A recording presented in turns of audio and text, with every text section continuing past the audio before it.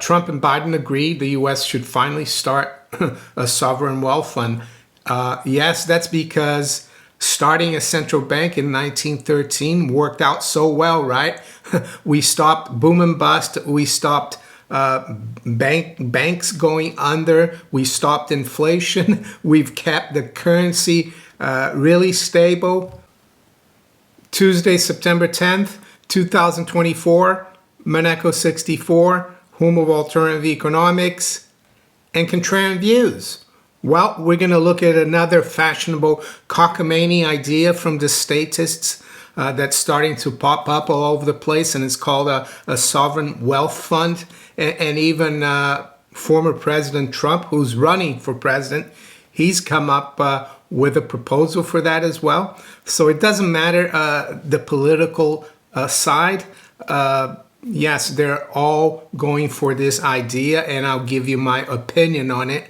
Of course, many of you who have been following me for a long time already probably know how I feel about it. But talking about wealth, I just wanted to give a shout out to one of my very good sponsors and affiliates. It's Dirty Man Safe.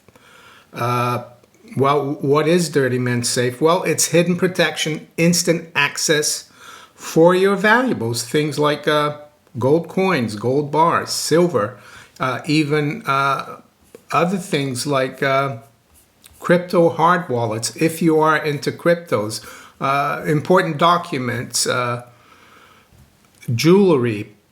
And am I saying you should put everything in the Dirty Man Safe? No, but it's an option, especially in this day and age, where they're not only trying to come for your wealth and aggregate it within the state, but also with what's going on in terms of law and order, with all the illegal migrants coming through the southern border in the U.S. and also coming through the English Channel in the U.K. I think it's more important than ever to have a little bit of protection to make sure you keep your valuables safe. So if you're interested, there's a link below in the description. If you use that link, my link, you get 10% off. And Dirty Man Safe will also send you a special gift. So, back to sovereign wealth funds. And I'm going to go back a little bit in history like I usually do, because I think it's important that we know about history so we can see where we are right now. And Communist Manifesto by Karl Marx. And all of the Communist Manifesto, it's all about the state taking control of all aspects of life: education, health, finance, centralized credit. And they've done that, unfortunately, throughout the decades, throughout the last 100 years. They've done it gradually and slowly. They've orchestrated wars and other crises to justify a lot of this taking away of our individual freedoms and liberty. And they're continuing to do so, in my opinion. And I think we are in for a big consolidation of power in the next few years, because I don't have to tell you that there's a lot of chaos and crises going on, and new crises that could pop up. We're reminded every day of it. And what do I do to cope with that? Well, I try to keep an eye on it, observe it, but not get too bogged down on it, not too scared, not worried. Well, not scared, not worried. Just I try to make sure that I protect myself and my family and my community as much as possible, that we maintain our sovereignty and not become more and more dependent on the state, because that's what they want, as Klaus Schwab said, or It's one of the mottos of the World Economic Forum. They don't want you to own anything by 2030, and but they want to make sure you're happy. I'm not too sure about that one. They want you to be subscribing for things every month. Recently, my wife and I went out, and we went into this store where they sell beds. And we were talking, my wife told the lady, oh, well, there's this company that Tucker Carlson promoted. And she said, oh, yes, it's similar to ours, but it's not the same. And she said you have to subscribe to get a certain thing that I think it's like a ventilation system for your bed. So they don't even want you to own your bed outright anymore. They want you to subscribe to the ventilation system every month. So sovereign wealth funds, when people talk about sovereign wealth fund, they talk about Norway usually, and even Saudi Arabia now apparently they have a sovereign wealth fund. And recently, there's been talk here, and I've got an article from Business Insider from September 8th. So this is very recent. Trump and Biden agree. I'm not even sure Biden is thinking these days. Have you seen Joe Biden these days? I think it's more their handlers agree, right?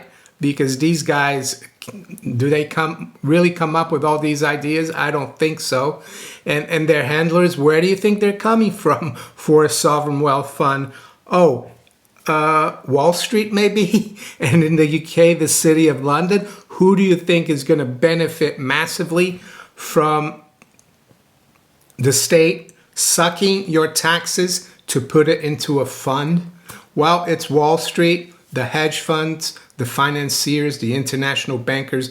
They're going to get their cut. They're not going to manage the state's sovereign wealth fund for nothing, and they're gonna make a killing. And this one question I wanted to ask the viewers who are in Norway, and I know that we have Norwegian viewers here on the channel. And I think the Norwegian Sovereign Wealth Fund has over $1 trillion under management, and apparently they made 200 billion last year in profits. Do you get a quarterly dividend check? Every citizen in Norway, do you get that? Or is it like spent by the state on their pet projects? I doubt you get a quarterly check. You might, who knows?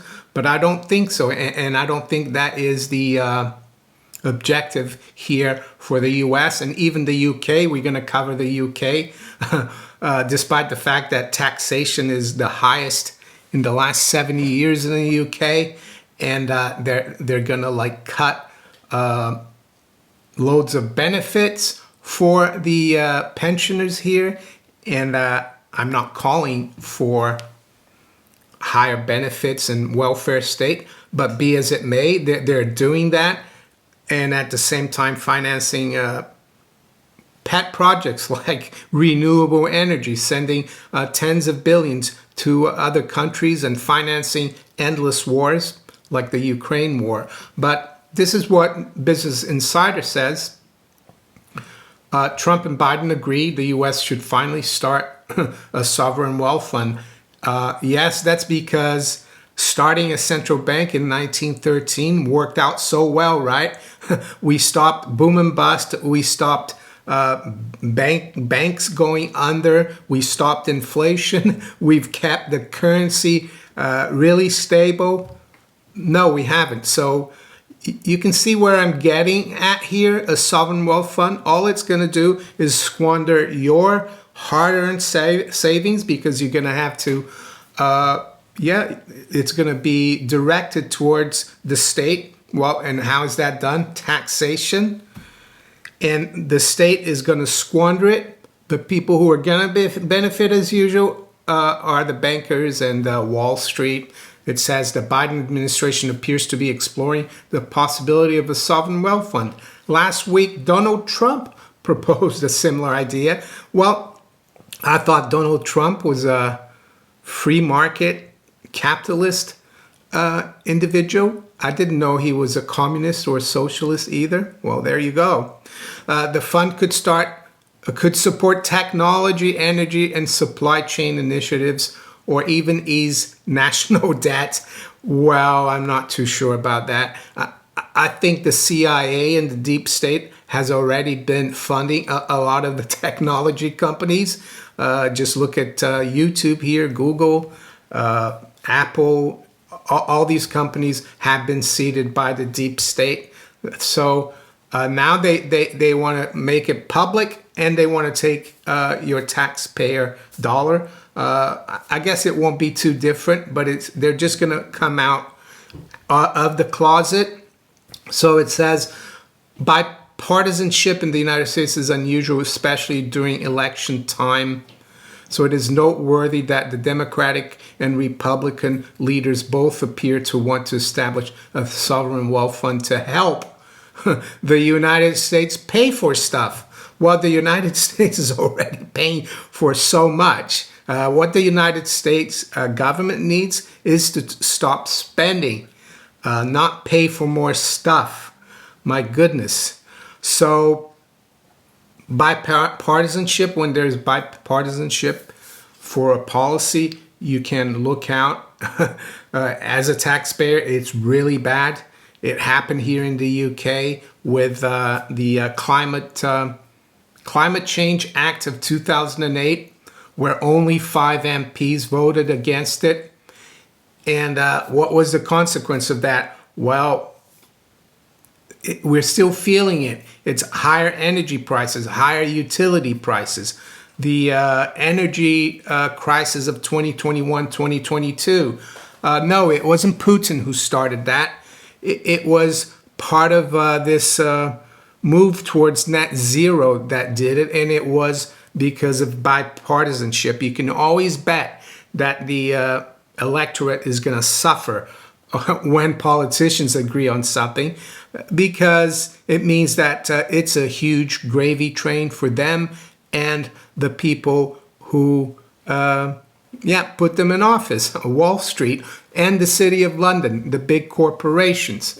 So here in the UK, it's the same thing. It's just come out today in the FT. Britain is building a new sovereign wealth fund. What can it learn from others? Well, I would say we can learn that we don't need a sovereign wealth fund, but unfortunately, it's going to be a reality. And we have here a picture of Mark Carney, former Goldman Sachs man, right? Wall Street, and former Bank of England governor, with Rachel Reeves, the UK Chancellor, or equivalent of Secretary of the Treasury, at a meeting of Britain's National Wealth Fund Task Force. Sounds really good, doesn't it? So Rachel Reeves, what's her background? Well, she started at the Communist Bank of England. Her career, she worked there, I think, for 6 years. So this is about more and more consolidation of power from you, the peasant, right? They don't trust you. They don't trust you to keep your savings and invest it yourself. They want to do it themselves because they think they're better. So what does it say here? 20 years ago, sovereign wealth funds were rare. Today, you can hardly move for them. According to Global SWF, a company tracking state-owned investors, there are 179 funds managing a collective 12.4 trillion in assets. You might say, wow, there's 179 of them. So why is it so bad, Mario? Well, just because everyone's doing something doesn't mean it's good, right? I can think of a lot of other things that a lot of people do that is not good, and I'm not going to go through them here.